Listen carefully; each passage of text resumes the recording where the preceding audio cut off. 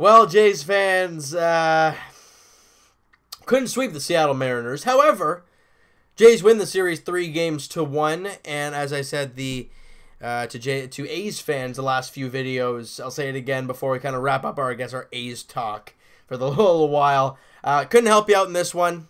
Really wasn't all a great game for the Jays. They blew it late. We'll get to that in a little bit as they lose 6-3 to the Seattle Mariners in this one. And I look at this game and coming into it, I'm like, Gaviglio has not been good over the last little while. And he kind of continued that again today. Again, statistics, are statistics, right? He went 5 2/3, give up 7 hits, 3 runs, 7 strikeouts, and 3 walks, which overall, isn't all that terrible. But the problem was he was in danger a lot, and it could have been a lot worse.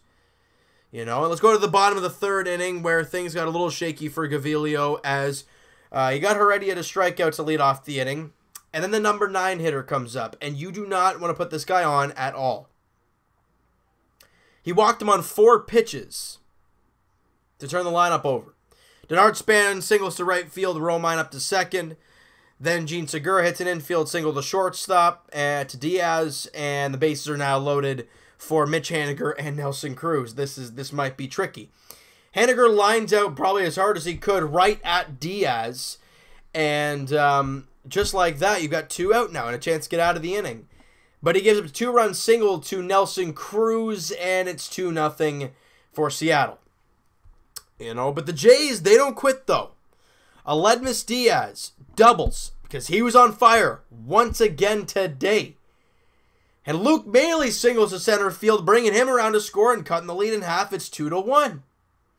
Bottom 6, however, Kyle Seager comes up, and it's a solo shot to right field, his 17th home run of the year. And they get that 1 run right back. It is a 3-1 deficit for the Toronto Blue Jays. And we go to the top of the 7th with Yangervis Solarte on a 0-1 pitch to whom else? Aledmys Diaz. And he crushes one to left field. It goes 395 feet deep into left, and it's gone. A 2-run shot, and the Jays have tied the game at 3. This is awesome, and they're finding ways to come back in this game.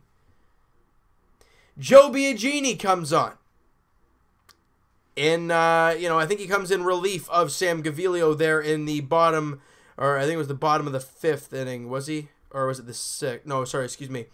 It was the bottom of the 7th was when all hell break loose for big Joe Biagini. What happened was in this game is that he came on to get the last batter of the 6th to kind of get Gaviglio out of his jam. He does that. He gets Denard Span to fly out to Curtis Granderson. That's great. And then the 2-run shot to tie it. And then we're like, all right, we're back into the game. Like we've preached over and over again, you want to put up a 0 after you score runs, especially when you tie the game late. Well, he comes out in the next inning, and again, Gene Segura singles to center field. Then he steals second, and then he steals second. Mitch Haniger grounds out to the shortstop, so hey, Segura stays put, and you got 1 away. Nelson Cruz comes up, and, Joe Biagini has not been pitching well as of late, and Nelson Cruz gets a ball where about inside, middle in, and to a guy with that as good as quick bat speed as anybody in the game, he turns on it and drills it for a 2-run shot, and there you go. They got a 2-run lead, and things just get even worse for big Joe Biagini. Right, he has a terrible time in that 7th inning because the next batter on a 2-2 pitch, Kyle Seager drills one to right, and it's gone. Back-to-back home runs, and Joe Biagini is out of the ball game, and that's it. Jays lose 6-3. They can't really get much offense after that. They get 3 runs. I think it was on 9 hits in the ball game. They give up 6 runs on 10 hits. Not a very good game for the Jays. Luis Santos throws a clean inning. Jake Petrichka came out and did clean in his work.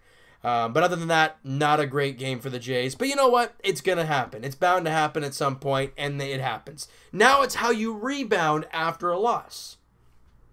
We've talked about that all season long. Yes, you lose a game after winning 3 straight, but it's how you show, the adversity after. And for the bats today, not a whole lot going on. Granderson was 1 for 3. Travis 1 for 4. Smokey 1 for 3. Solarte 1 for 4. Excuse me. Maley was 1 for 4. Kevin Pillar 1 for 3. Other than those guys, Aledmus Diaz was the only guy who was red hot. He went 3 for 4 with the home run, obviously the 2 RBIs, and he scored 2 runs as well, putting his average up to 261, guys. Aledmus Diaz is proving to be a very decent player for this team in both aspects of the game. Now, I understand sometimes, you know, he's going to boot the ball defensively at some points. But yes, but when he's hitting the ball the way he is, and he'll make the routine play for the most part, that's fine by me. All right? And now for the Jays, they have an off day tomorrow. Thank goodness we can all have a day off and relax for a bit. And then the Jays come home to take on the Boston Red Sox. That's going to be fun. Game 1 goes Tuesday night. Drew Pomeranz versus Marcus Stroman. Game 2 of the series, Brett Johnson versus, yeah, you're darn tootin', Mike Hochschild, however the heck you want to pronounce his name. I've heard 2 different pronunciations. But I'm going to go with Hochschild because it doesn't look like it's a house child. I don't see it. I don't see it in his name. If it is, so be it. And the finale of the series, the Jays send Ryan Borucki to the mound against Rick Porcello. And I'm very intrigued to see what Ryan Borucki can do against the one team that rocked him. He's at home now. He's been very, very good at the Rogers Center. What can he do against the Boston Red Sox, who crushed him before the All-Star break in Boston? Let's see if he's made any adjustments. That'll be very interesting, all right? So you know what, guys? That is going to do it for this one. You guys enjoyed this video, and you guys really didn't enjoy this game, but you enjoyed the series as a whole. Smack that like button. I do appreciate that. Hit the subscribe button if you guys have not already. Comment down below. What did you guys think of the game? What did you think of Gavilio? Look, what did you thought of Aledmus Diaz lately? That's what I want to hear you guys talk about, all right? And we'll talk to you guys tomorrow, podcast edition. Link is in the description for the podcast channel and for the podcast itself on iTunes, guys. Twitter is down below. Follow up, send me a DM, do all that great stuff. And I will talk to you guys Tuesday night as the Jays welcome in the Boston Red Sox to Rogers Center.